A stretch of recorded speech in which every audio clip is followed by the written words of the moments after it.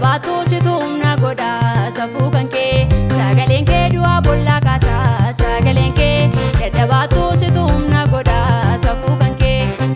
si waamade maala na beebeka si waamade jaalallee koo mana kee keessatti naara galfadhe si waamade maala na beebeka si waamade jaalallee koo mana kee keessatti naara galfadhe jaalallee koo sa jaalalaan kutu jaalallee koo sarkarrat na baatu jaalallee koo maalani maakan kee jaalallee koo narra jaalalmaan kee jaalallee koo sa jaalalaan kutu jaalallee koo sarkarrat na baatu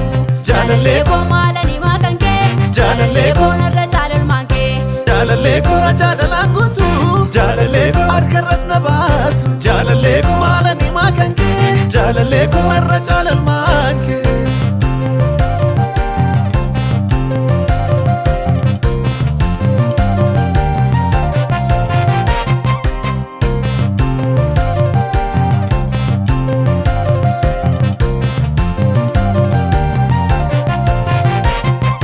Ilchaadaayi waan hundumaa gochuu si danda'a yoo dubbattu samma dubbannaa kee situ ga'a Ilchaadaayi waan hundumaa gochuu si danda'a yoo dubbattu samma dubbannaa kee situ ga'a hundaan olii eenyuyyuu hin jiru kan siin qixxaatu bara baraan si duwwaadha moo'ee kan jiraatu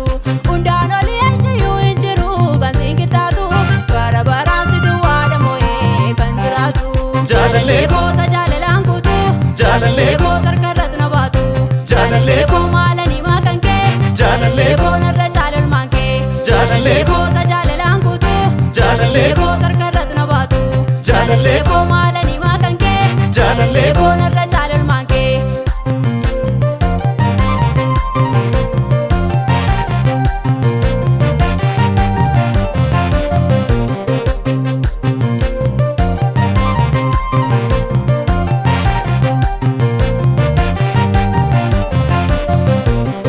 Lammiin baay'ee abjatanuu nama ganaa atira waan ta'e karaatti nanniiftu siina manaa firaaf lammiin baay'ee abjatanuu nama ganaa atira waan ta'e karaatti nanniiftu siina manaa suusin taanee maaltu naaf dubbata booda kan koo siin ol kaasuuf haalaan qindaa'eera yeedaloon koo suusin taanee maaltu naaf dubbata booda kan koo siin ol kaasuuf haalaan qindaa'eera yeedaloon koo jaalallee koo sa jaalalaan kutu jaalallee koo sarkarrat na baatu jaalallee koo maalani maakan kee jaalallee koo narra jaalalmaan kee jaalallee koo sa jaalalaan kutu jaalallee koo sarkarrat na baatu jaalallee koo maalani maakan kee jaalallee koo narra jaalalmaan kee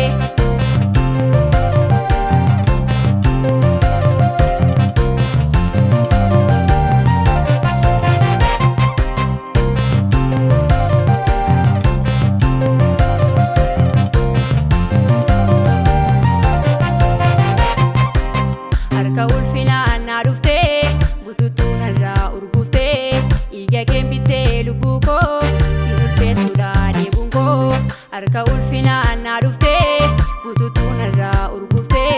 dhiiga kee bittee lubbuu koo siin ulfeessuudha deebuun koo si mallaan waaqaa gad bu'ee buddeena nyaadhee hin duune yaa'icha bishaan jiraata si burqaan narraa hin buune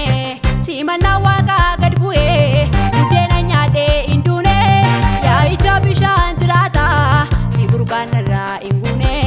narraa jalee cubbuun koo waraansa keetiin fayyeera